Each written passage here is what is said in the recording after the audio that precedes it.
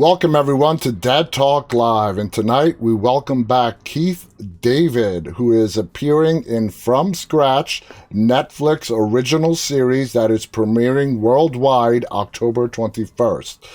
Keith, thank you so much for being back on our show. How are you doing today? I'm really well, thank you, man. It How you is. doing? I'm doing great. I'm tired. I just got back from New York. I attended a Comic Con this last. Oh, great. How was that? It was crazy as always, but it was a lot of fun. Got to talk to a lot of great people. It's always fun. It's crazy. It's tiring, but it's rewarding. So let's talk about From Scratch. Yeah, Congratulations, by the way. It's a great thank you. series. A little synopsis for people who have not heard about it. It follows a Texas woman, Amy, played by Zoe Saldana, who falls in love with a Sicilian man in Italy. Now, Keith, you play Amy's father, Herschel. What attracted you to Herschel and what you can bring to this role? Oh my God. I when I read the script, I was wonderfully attracted uh, to all these wonderful people. Uh, what a great family, Mm-hmm. and I was honored to be asked. And then when I got there, to play with all these, really phenomenal uh, actors. Zoe, Oh, yeah. chief among them. But Danielle and Kalita. Eugenio. Talent. Everybody involved was just stellar. They were. It was just, and it's just it was a rare honor and privilege to be playing amongst them. And you're the patriarch. And we're going to get into that right now. Now, you are a Texan. Your character, Herschel, is this Texan, sort of overbearing patriarch of the family. What kind of backstory did you build for Herschel for why he is the way he is at the time that we get to meet him? Well, first of all, I mean, Mr. Locke is a wonderful man. He's just he's just he's a great human being. The Tembi and Attica. How just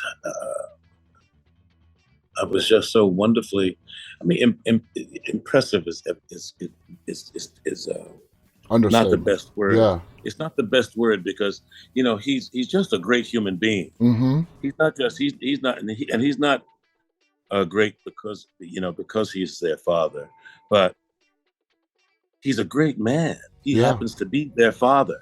So getting all that wonderful convergence was great. I love stories, about fathers and daughters and fathers and sons. Mm-hmm. I have two daughters, and I think that they are two and I hope they grow up to be remarkable women like these two sisters. Mm-hmm. You know, Attica and Tembe are wonderful women, just extraordinary. They really are extraordinary women. And that's a Wonderful, testament. talented. Beautiful, Mm-hmm. lovely, wonderfully talented, uh, and just people who you want to be around. And you know, it's a very far-reaching analogy, but one of the things um, that good directors do is set up a wonderful atmosphere. And Nzinga Stewart was a wonderful director, and she set up an atmosphere where we didn't have to act. All you had Mm-hmm. to do was behave. But I was gonna use the analogy of, I think that one of the things that great parents do uh, is set up an atmosphere where their children can grow and thrive. I completely agree. I'm a And father of three. Yeah. I believe that's what he does. Mm-hmm. At the end of the day, he allows them to be themselves, Absolutely. and hence, you know, and he puts a big trust factor in their laps. I mean, of course, there's a moment of pushback. This is where I'd like you to go. This is what I've Yeah. set you up to do because I believe that's the best road. But when she decides she's going to steer that ship in a different direction, he says, okay, you do that. And basically lets her know. I mean, I don't know if there was ever a literal verbal, okay, do it your way, but it's like, but it's whatever you do, I got your back. Yeah. I got your back. Yeah. And as parents, we all want what's best for our children, and ultimately we want them to be happy. During the second episode, during that family Thanksgiving dinner, we see different sides to your character. We first get to see the same, patriarch that we got to see in episode 1, and then we start to see you kind of soften up. Did the director give you a lot of creative leeway to play out that amazing scene the way you saw it in your mind? As I said, I think what a good director does is set up an atmosphere where all you have to do is find the behavior. I mean, at that table, we all got to know each other, as actors and as characters. It was a first meeting. Mm. So it was it was it was a wonderful. I mean, all the cooking. Well, him coming in, prepared to bring an old Texas meal. Exactly. And really, and again, not to be insulting or anything, just to give his girl a little taste of home, Mm-hmm. since she's not going to be at home for long. And then after a while, trusting that she's made good choices, she's made a good choice, and daring to get to know him a little bit, Exactly. just leaving himself open to do that. And Because if you trust her, then you have to trust him a little bit. Yeah, and I love that moment when his character is just completely honest at that dinner table and everybody's just listening to his story. When it comes to your daughters on the show, do you think your character plays favorites between your children? I think that the this is just my experience.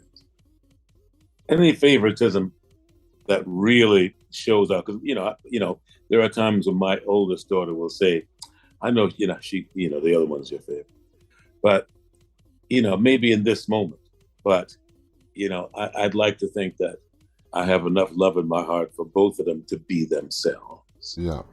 Although one may have the focus of the immediate attention upon this occasion at this moment. But at the end of the day, no, I don't love her any more than I love you, and I don't love her any less. Exactly.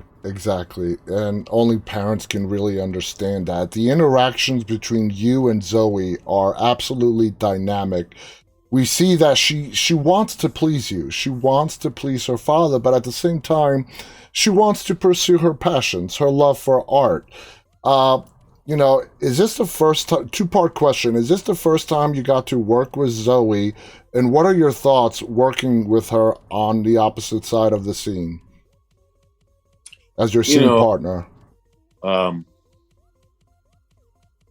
It's not the first time we worked together, but it certainly is like the best. I mean, she's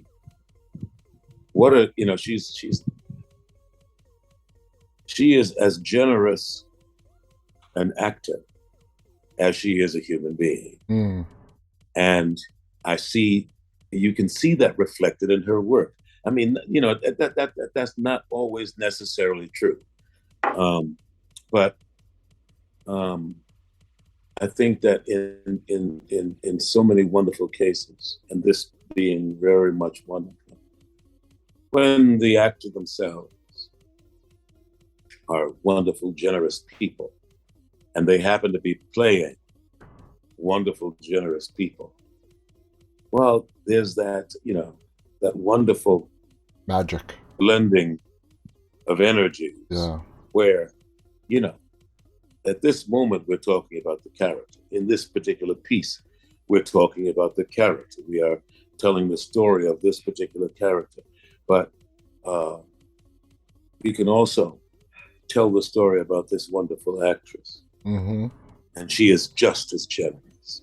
Exactly. I completely agree with you. And I was surprised to find out that she's also an executive producer on this show as well. You know, I mean, again, a wonderful instance of art imitating life is, Mm-hmm. she's a beautiful, smart woman playing a beautiful, smart woman. And she has her interest not only in acting, but she knows the whole business, and that's so great to have that knowledge. In the very first episode, when we meet you, you fly to Italy to meet Amy, okay, and see where she's attending school and whatnot. You make some very poignant statements, declaring that you have a doctorate, correcting somebody about Martin Luther King. What do you think your character is trying to, tell the world in Italy when the people he is talking to about himself? Does he want them to understand that he worked hard for everything he has in life and that he deserves to have what he has?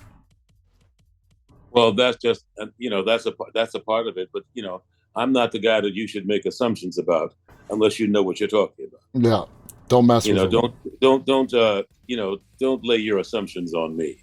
If you want to know something, ask me, Mm-hmm. and maybe I'll tell you. Absolutely.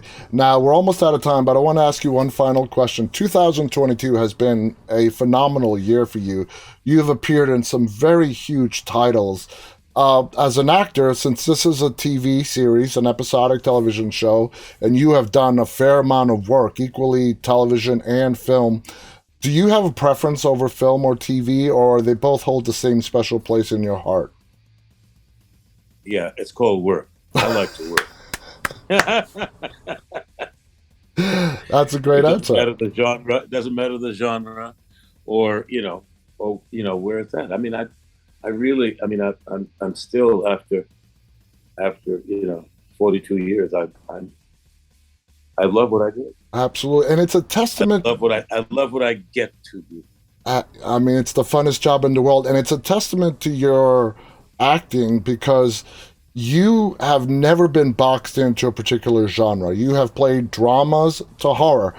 From Scratch is a drama, is a romance drama, and then of course you're big in horror. You have done the whole spectrum. Keith, I want to thank you so much for coming on here and sharing just a little bit of the story from the new Netflix series, which is called From Scratch.